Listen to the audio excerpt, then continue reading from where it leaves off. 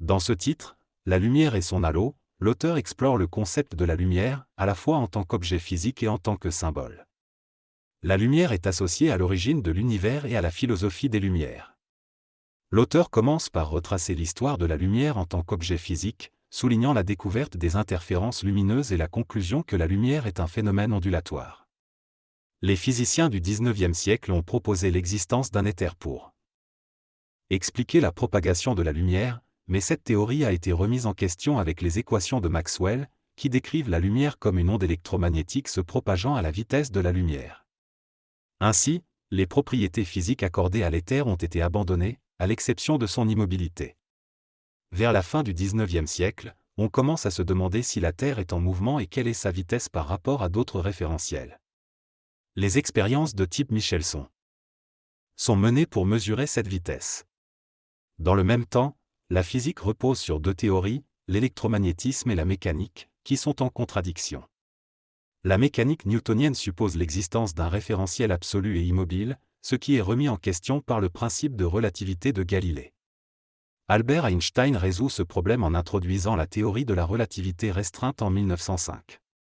Il affirme que la Terre n'est pas un référentiel absolu et que la lumière se propage dans le vide, ce qui en fait une entité physique indépendante. Cette découverte remet en cause notre conception de l'espace et du temps, et la lumière devient une vraie entité physique. Ainsi, Einstein réconcilie l'électromagnétisme avec la mécanique, en montrant que les lois de l'électromagnétisme sont plus conformes au principe de relativité que les équations de Newton. Sa théorie de la relativité restreinte révolutionne la physique et ouvre la voie à de nombreuses avancées scientifiques.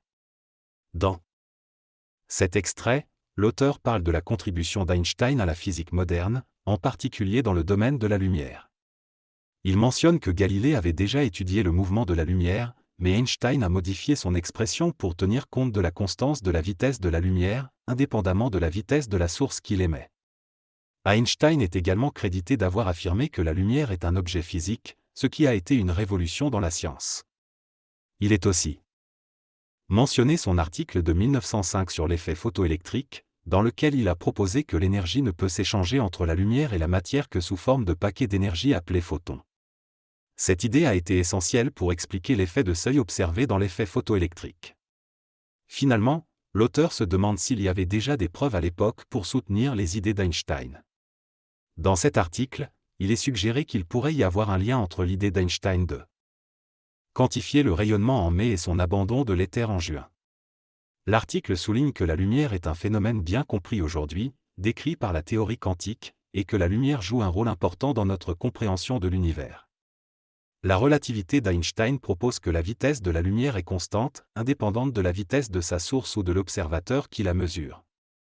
En conséquence, il est impossible de rattraper ou de dépasser la lumière, peu importe la vitesse à laquelle on se déplace. Ce concept demande une certaine ouverture d'esprit, mais il est essentiel de l'accepter pour comprendre la relativité. Dans cette intervention, l'orateur aborde la question de la philosophie des Lumières et de son lien avec la lumière en tant qu'objet physique. Il souligne que l'esprit des Lumières promeut l'autonomie de l'entendement et la primauté de la science. Il replace également la finalité humaine au centre de nos actions, remplaçant ainsi la quête du salut par la recherche du bonheur.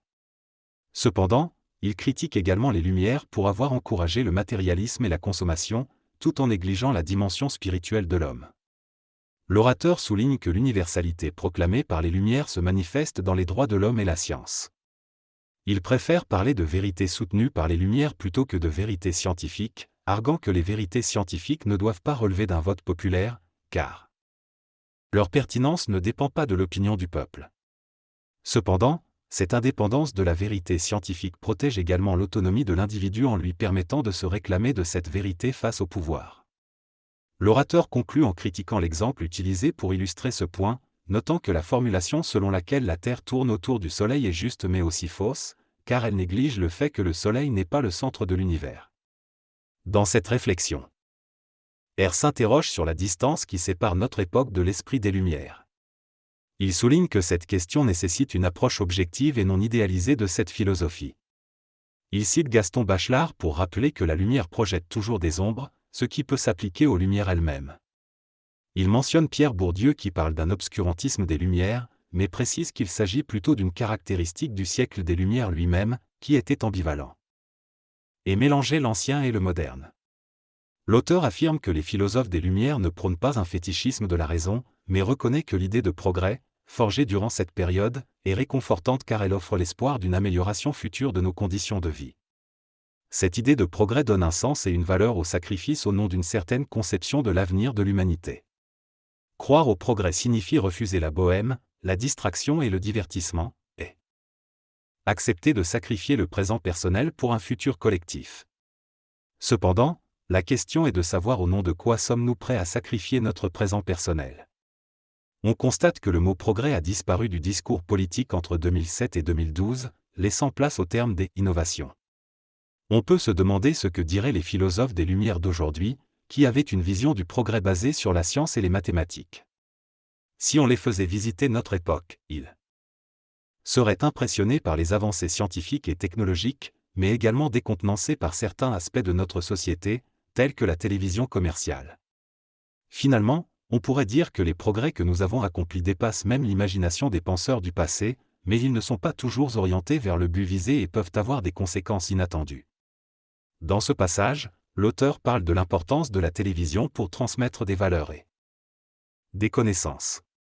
Il fait référence à un texte de Kant qui parle de la sortie de l'homme de sa minorité, c'est-à-dire de son incapacité à utiliser son entendement sans la direction d'autrui. L'auteur souligne le courage nécessaire pour penser par soi-même et critiquer les idées reçues, illustré par un étudiant qui remet en question une théorie scientifique. Cela montre que nous sommes parfois infidèles à l'esprit des Lumières, qui prône l'utilisation de notre entendement. Enfin, l'auteur évoque la tendance actuelle à considérer que toutes nos connaissances sont conventionnelles et basées sur des intérêts sociaux plutôt que sur des données expérimentales. Dans notre société moderne, deux tendances contradictoires se renforcent mutuellement. D'un côté, il y a un désir de véracité, une défiance généralisée envers les discours officiels et une volonté de démasquer les motivations cachées.